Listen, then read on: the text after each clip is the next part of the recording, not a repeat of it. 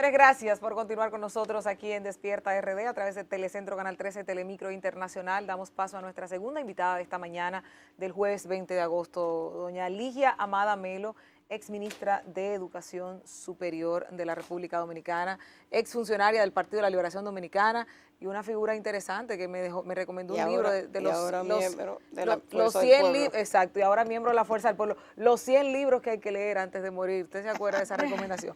¿Cómo está usted, doña Ligia? Bien, gracias. Bienvenida. Bien. Gracias. Qué bueno. Yo creo que empezar por ahí, Como ustedes quieran. por ese cambio y la decisión de pasar a las filas de la Fuerza del Pueblo. ¿Qué pasa en el PLD que altos e importantes dirigentes están abandonando este partido? No, indudablemente la decisión, como tú sabes, yo hice mi carta de renuncia, tomé mi decisión de pasar a la Fuerza del Pueblo. Fui fundadora del PLD, 46 años estuve allá, desempeñé muchísimas funciones porque fui directora de formación política, dirigí cultura, dirigí el grupo, vamos a decir, de profesores y estudiantes de la UAS, diferentes funciones y miembro del Comité Central desde el 1978. O sea que tenía una larga data. Pero indudablemente al final las cosas se fueron complicando. Yo prácticamente apoyé a Leonel Fernández, siempre estuve con él, a pesar de que fui también funcionaria con Danilo Medina, en dos oportunidades, lo fui en la Cámara de Diputados y lo fue también en el Ministerio de Educación Superior, Ciencia y Tecnología. Indudablemente no fue lo que nos pasó fue el fraude, ¿verdad? La decisión que nos hizo tomar irnos fue el fraude, donde él tenía todas las posibilidades de ganar y era la posibilidad de que el PLD mantuviera en el Fraude poder. de la primaria, ¿usted se refiere? La primaria del 6 de octubre, indudablemente. Leonel tenía toda la posibilidad de ganar. Ahí hubo un fraude evidente y eso, por ejemplo, de votar hasta las 2 de la mañana en pueblitos de la región sur, fue una cosa absurda totalmente. Lo que demostraba que ya no estaban los intereses que uno tenía y que verdaderamente nos animó a estar en el partido. Y por eso tomamos la decisión de formar otro partido. Esperamos que en este partido, que por supuesto mantenemos nuestra filosofía también basada en el pensamiento de Juan Bosch, un partido nuevo, un partido adecuado a la nueva sociedad, a las nuevas demandas, a los nuevos retos que tiene la sociedad hoy. Pero siempre nosotros mantenemos nuestra ideología, nuestro pensamiento basado en Juan Bosch. Desde su perspectiva, ¿qué falló en el PLD, doña Ligia? Bueno, eso es tan difícil determinarlo. ¿Usted estaba dentro? Estaba dentro. Indudablemente, prácticamente él hice formando grupos. Don Juan siempre fue enemigo de eso. O sea, los grupos hacen entonces los intereses ya se arraigan mucho y se discute y viene prácticamente el enfrentamiento. Y el empecinamiento entonces de la cúpula fundamentalmente maltrataron mucho a Leonel Fernández, ustedes lo saben todo, del 2015 fue maltrato, él se aguantó ahí, y soportó mucho, pero ya al final era cuando uno veía en la televisión, por ejemplo, compañeros decían, sí, hombre, que se vaya, eso no importa que se vaya, no hace falta. ¿Lo minimizaron? Lo humillaron a una persona que indudablemente fue presidente 3 veces, pero no solamente eso, reconocido nacional e internacionalmente como un líder, o sea, una persona que se ha dedicado a estudiar, que se ha dedicado a defender la democracia, o sea, su vida la ha dedicado precisamente al servicio, entonces recibir ese maltrato no es fácil, ¿eh? Claro. Entonces tuve en el espejo de él, tuve también el espejo de nosotros. ¿Y por qué entonces no salir cuando salió Leonel Fernández del PLD? Porque Leonel salió y formó la Fuerza del Pueblo. ¿Por qué salir Nosotros salimos juntos. ¿Salieron juntos? Claro. Entonces, ¿qué expectativas ustedes tienen con con la Fuerza del Pueblo? Indudablemente la Fuerza del Pueblo es un partido nuevo. Como ya te dije, mantenemos la ideología de don Juan, adecuado a los nuevos retos de una sociedad cambiante, de una sociedad hoy más demandante, donde la política incluso es totalmente diferente, tiene más participación de la gente, eso es bueno. Indudablemente hay fortalecimiento de la democracia, no podemos decir que no, ya hay más personas que se hacen oír y eso es bueno, eso es democracia. Entonces es un partido que tiene que ser, es una opción de poder. O sea, ¿cuál es la aspiración? Llegar al poder. ¿Para qué? Bueno, fundamentalmente seguir defender la Constitución, fortalecer la democracia y seguir trabajando con el sueño de Juan Bosch, que es el bienestar de la sociedad dominicana. Pero se daría eso. Trabajar por las mayorías, trabajar por el bienestar de la sociedad y siempre basado en principios democráticos. Le decía, ¿se daría eso en los próximos 4 años? Que la Fuerza del Pueblo pudiera erigirse. Indudablemente que sí. Sí. Sí, se puede dar, porque nació fuerte, porque nació con mucha aceptación. Y aunque hay mucha gente que no ha venido todavía a la Fuerza del Pueblo, siente el interés por venir a la Fuerza del Pueblo y vendrán a la Fuerza del Pueblo. Tú ves todos los días gente que vienen, pero eso va a seguir un proceso paulatino, un proceso, mejor dicho, acelerado, pues se va a seguir acelerando porque hay personas que están llamando, que quieren inscribirse, próximamente se va a abrir precisamente inscripción y reinscripción. Reinscripción en el sentido de lo que nos inscribimos rápidamente, de manera, entonces, confirmar si lo que nos inscribimos, cuáles de los que se inscribieron en principio están firmes por continuar, es una reinscripción, pero también de gente nueva. ¿Cree que continuará la migración de personas del PLD hacia la Fuerza del Pueblo? Sí, claro que sí. Eso se ve todos los días y se va a seguir viendo. Por cierto, que todavía no están calientes los curules en el Congreso cuando ya hay roces entre el primer partido, el segundo partido, el tercer partido y el puesto además dentro del Consejo Nacional de la Magistratura. La Fuerza del Pueblo dice que le corresponde, el PLD dice que le corresponde. Bueno, indudablemente, si ya somos 6, o sea, ya hay 6 senadores, indudablemente ya es la segunda fuerza. O sea, vinieron 2 senadores que habían ganado dentro del PLD, pero que tienen todo el derecho de pasarse a la Fuerza del Pueblo, ya somos 6. Desde ese punto de vista, entonces, a quien le toca precisamente es a la Fuerza del Pueblo. Pueblo. La pregunta de hace un rato era justamente enfilada a ellos. Los que se quedaron hasta el final en el PLD ganaron su curul y luego salen. Y creo que hay más que pudieran pasar a lo mismo. Pero recuerda ¿Por qué? Pero recuerda que la inscripción era cuando todavía éramos PLD, la inscripción fue antes de la... Hablo de los senadores, hablo de los diputados que ahora se pasan. Precisamente, se inscribieron cuando la Fuerza del Pueblo, nosotros todavía no, el partido no existía, la Fuerza del Pueblo. No porque Dionis Sánchez no se fue ahora a la Fuerza del Pueblo, fue esta semana, porque... Precisamente porque donde habían ganado en la primaria, su candidatura había sido en el PLD, entonces no podían, la ley de partido no le permitía, habiendo ganado la primaria, pasarse entonces a inscribirse porque estaban cerradas las inscripciones. Estaban cerradas. Lo que ellos sabían era que tenían ya la candidatura, pero tenían que ir a luchar hasta lograrlo y poder pasarse. Ganar su candidatura. Habían ganado su candidatura en la primaria porque ahí era que estaban inscritos. No se podían inscribir en la Fuerza del Pueblo porque las inscripciones estaban cerradas cuando se inscribieron. O sea, cuando se cerraron las inscripciones, todavía la Fuerza del Pueblo estaba en proceso de formarse. ¿Te das cuenta? No se pudiera ver como un tema de deslealtad al Partido de la Liberación Dominicana haber optado por la boleta del PLD. Mira, todo el mundo sabe, todo el mundo los conoce y todo el mundo sabe que ellos al fin son de la Fuerza del Pueblo. Siempre lo han sido. ¿Son de la Fuerza del Pueblo o de Leonel? O de Leonel, vamos a decir de Leonel. Entonces son seguidores de Leonel todo el tiempo, han trabajado con Leonel todo el tiempo, eso lo saben, incluso los dirigentes del PLD lo sabían. Pero ellos tenían que, habían ganado la primaria, no le quedaba más remedio, bueno, pues renuncio y ya no soy candidato de nada, no podían ser candidatos de la Fuerza del Pueblo, tenían que mantener su candidatura que habían ganado.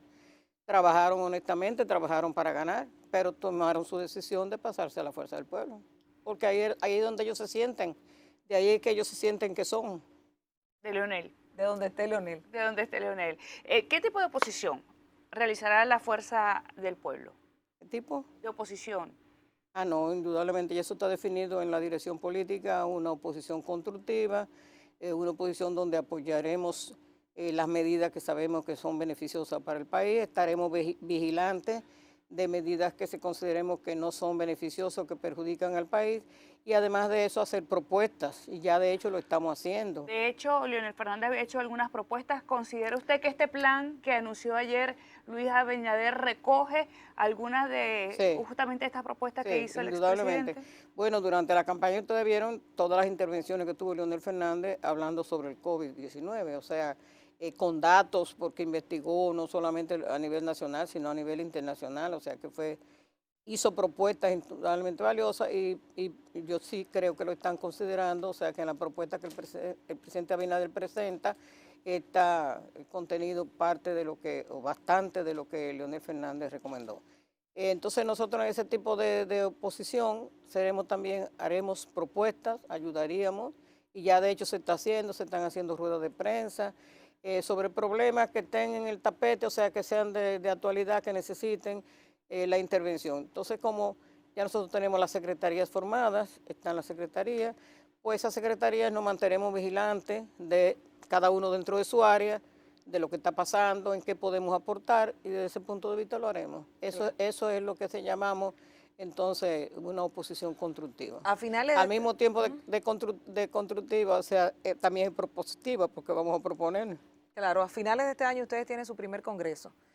De ese primer congreso pudiera salir ya una figura o un candidato para los comicios del 2024, aunque puede No. ser muy lejos, o sigue siendo la única opción Leonel Fernández. No, porque no es materia del Congreso. En materia del Congreso es definir fundamentalmente la línea política, la línea organizativa, o sea, toda la estructura del partido, o sea, formar el partido, su estructura desde su punto ideológico hasta su metodología, hasta los métodos de trabajo y cuáles áreas fundamentalmente serían las prioritarias. Y al mismo tiempo, ya al final, después del pleno, aprobar la temática, que son 17 temas. Entonces, después de eso se van entonces a elegir todas las estructuras de manera definitiva, porque hasta la fecha funcionamos de manera provisional. O sea, tenemos una dirección política, tenemos una dirección central. Que Todo es provisional hasta ahora. Todo es provisional. Sí, porque no hemos sido electos por la base. Entonces, en el Congreso se harán las elecciones de las diferentes estructuras. Primero se definen las estructuras que definitivamente van a quedar, y luego entonces se eligen los integrantes de esa estructura. Pero lo de candidato para el 24, eso no es materia del Congreso. El Congreso termina el 27 de febrero. Es demasiado prematuro para lanzarlo sobre ese tema. en esos menesteres. Pero ya se están enfilando cañones. No, pero es que ya va, tomando Luis Abinader, ya a las pocas horas se estaba hablando de que el PRM tenía que modificar sus estatutos para que se pudiera relanzar. Todavía no estaba prácticamente en la silla. Ese era el tema del momento. Hace unos días todavía no se había sentado en la silla y le estaban diciendo que ya debía modificar los estatutos del PRM que no le permiten la reelección. La Constitución se lo permite, pero su partido no. Fíjese, usted hablaba de una oposición constructiva, pero además que hace propuestas, y bueno, la vasta experiencia que ustedes tienen en materia educativa viene como anillo al dedo en este momento donde estamos prácticamente en el inicio de un año escolar. ¿Cómo ve el panorama educativo en el país en medio de esta pandemia? Y aunque no tenemos las propuestas todavía sobre la mesa de Fulcar, sabemos más o menos por dónde vienen la metodología. Vamos a ver los diferentes niveles educativos. Vamos a ver primero el preuniversitario. Indudablemente no se puede iniciar la docencia presencial porque tú te imaginas 2.800.000 niños ponerlos en evidencia de un contagio. Eso es imposible. Yo había recomendado precisamente, había dicho en un programa, creo que en Matinal 5, que por ahora lo ideal sería de agosto a diciembre prepararse para una educación virtual, porque todavía en realidad no están las condiciones, no tienen, ya fíjate que ya lo dijo el señor presidente, no están todavía, a pesar de que muchos tienen la laptop, tienen dispositivos, pero no todos lo tienen. No todos tienen la instalación a internet.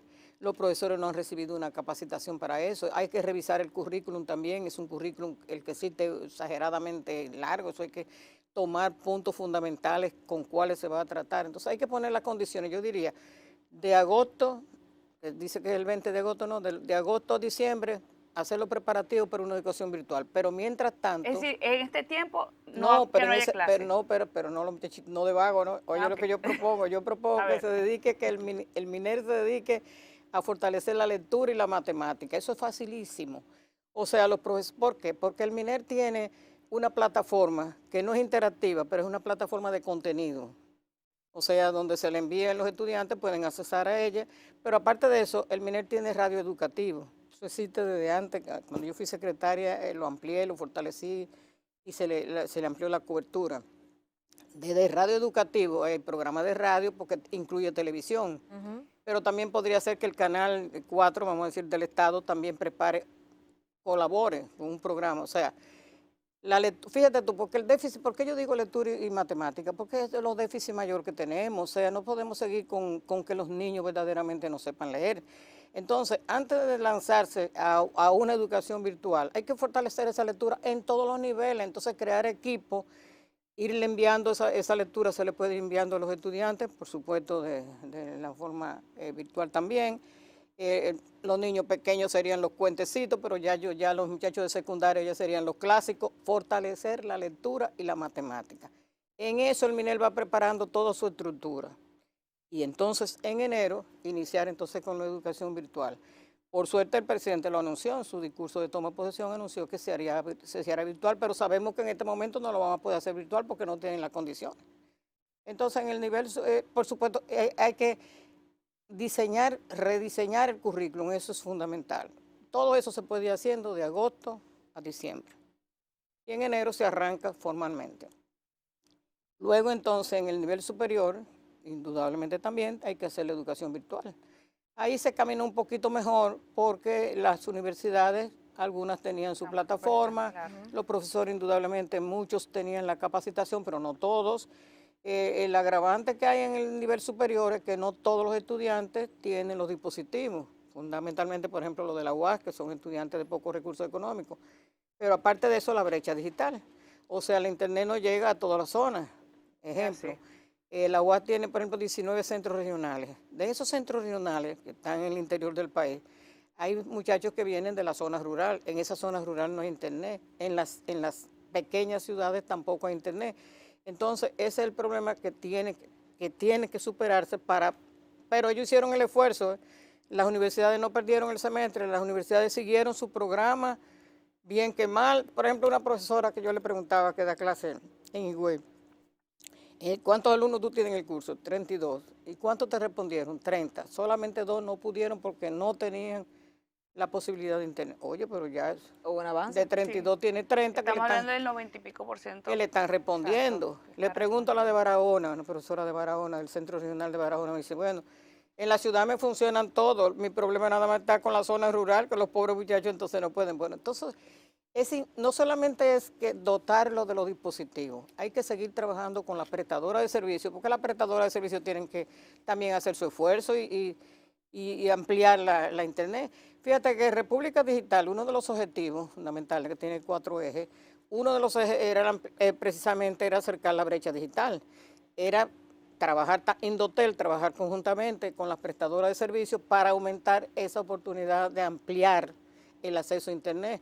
Se ha ido logrando, pero mínimamente. Eso hay que acelerarlo y el gobierno puede perfectamente trabajar en coordinación con esas prestadoras para que eso se funcione. O sea, tiene que haber igual.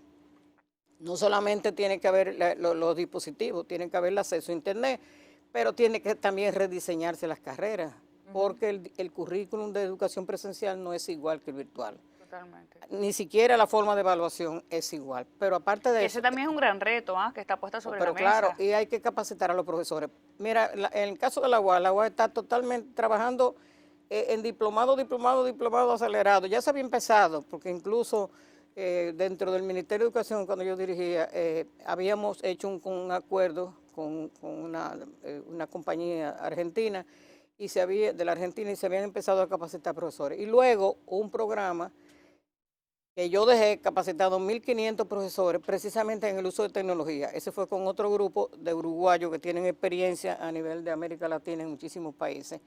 Ese programa se detuvo, después que yo me fui se detuvo un poco, pero luego Alejandrina lo continuó. Pero ese estaba dedicado solamente para profesores, o sea, estudiantes de educación. Ahora ya la UAS está haciendo la capacitación con diplomados a través de... Y tienen un buen departamento de informática. Por ejemplo, la muchachita, como yo le digo a la muchachita que dirige informática, fue una becaria nuestra, Fulbright. O sea, que es una muchacha que tiene preparación, domina, ¿no? Y puede perfectamente seguir formando personal. Todas esas medidas tienen que hacerlas, pero las universidades no se pueden dar el lujo de pararse. O sea, tienen que sobre la marcha seguir. Y eso es lo que están haciendo. Y yo espero que las nuevas autoridades del Ministerio de Educación Superior le siga dando apoyo a las universidades precisamente. Porque yo también recomendaba en una rueda de prensa que tuvimos hace 2 semanas, que también el MESI puede pedir la colaboración de universidades internacionales que ya tienen más experiencia en educación virtual. Por ejemplo, en Cataluña, la UOT tiene una experiencia larga. En España tenemos también una, la UNED, tenemos varias. En Ecuador está la Loja, que es una universidad que forma perfectamente, pero eso requiere de un dominio de la metodología virtual. Entonces también podría Empezando ser, por los profesores. claro, podría ser Tienen también que- que el MESI entonces pida la colaboración de esas universidades. ¿Para qué? Para capacitar a los profesores, para ayudarlos a rediseñar el currículum en función de educación virtual. Ese es el camino. Una vez que termine la pandemia, esperamos que algún día terminará, ¿verdad? Esperamos que terminará. Cuando eso termine, indudablemente lo ideal es entonces no solamente virtual, sino semipresencial, en ambos. Que quede parte de la... Claro, una parte de la virtual y educación una parte virtual. presencial, porque la parte presencial es buena y necesaria. La interacción de los estudiantes uno con otro, se conocen, la socialización, pero al mismo tiempo el contacto con profesor y con estudiantes le favorece el desarrollo de valores, porque se habla, se discute un tema, mire, esto está mal hecho, esto no debió haber pasado. Eso es más difícil hacerlo a nivel virtual, mientras que en la conversación es más fácil. O sea que lo ideal sería la semipresencial, pero por ahora el COVID no tiene condenado que debe ser. Pero Mire, la educación lo que no puede pararse, Claro. no puede pararse. Y por suerte, la educación, eso fue un logro del plan decenal del 92. Yo siempre le digo a Jacqueline, digo, bueno, Jacqueline, tú tienes que sentirte feliz porque por lo menos se logró un eslogan. Había un eslogan que decía, la educación es problema de todos. Aquí antes nadie hablaba de educación, nada más los educadores. A partir de ese plan. de ese plan, todo el mundo empezó a preocuparse por la educación. Y hoy verdaderamente la educación es agenda nacional. Esa agenda nacional le interesa a los empresarios, le interesa a los padres. Otro problema que se habla mucho es la necesidad de capacitar a los padres. Eso lo veo más difícil. Nosotros tenemos, no todos los padres tienen un nivel educativo alto, muchos tienen... Y no llegan a trabajan eso. y tienen que estar Y el problema exacto, trabajan. No saben leer y escribirlo. No, y que trabajan y si los estudiantes están en la casa y tienen un horario y el papá está trabajando, Sí. tal vez se pueda vulnerar esto. Pero no solamente eso, mira, tienen un nivel educativo bajo, hay que capacitarlo, pero al mismo tiempo, como tú dices, tienen el problema del trabajo. Tú te imaginas, por ejemplo, un chiripero que está buscando cómo es que verdaderamente va a pasar el día, cómo es que va a conseguir el sustento diario. Ponerse a bregar El espacio. ¿Eh? El espacio. A veces vivimos en unas casitas tan chiquitas. Claro, y el que espacio. no tenemos cómo sentarnos. Pero indudablemente hay muchos padres que podrán irse incorporando, sobre todo los padres que tienen un nivel educativo más alto. Se hace el esfuerzo. Y la escuela puede ayudar a los padres a irse superando, porque lo ideal es eso, que el muchacho pueda tener un apoyo. Muchos muchachos que son hijos de clase media o clase media alta, indudablemente tienen su apoyo en la casa. Lo que no lo tienen son los de los sistemas, los niveles más pobres. A esos la escuela pública puede ayudarlos, pero eso es un proceso que lleva tiempo, porque tenemos que ser realistas. No tenemos un país con un sistema educativo, con un nivel educativo de las grandes masas amplio, eso no lo tenemos, pero se puede ir mejorando y de hecho el país ha ido mejorando. Ya hay más alfabetizados, ya tenemos menos analfabetos, indudablemente que sí. Bueno, y esperemos que lleguemos a 0. Así es. Es la idea. Muchísimas gracias. Así es, doña Ligia, muchísimas Bueno, gracias por ya habernos terminamos, acompañado, por además habernos hecho este paseo desde la historia hasta ahora y con las Bueno, te cogí expectativas. desde el preuniversitario hasta el Y superior. la fuerza del pueblo, que luego vendremos a hablar cuando esté ya activo ese congreso. Así es, muchísimas gracias, doña No, Ligia, por habernos acompañado y a ustedes también por estar Gracias. con nosotros durante todas estas 2 horas. Agradecidos por su sintonía. Los dejamos con más de Telecentro. ¿Ustedes esto se retransmite o lo pasan por...? Ahora mismo.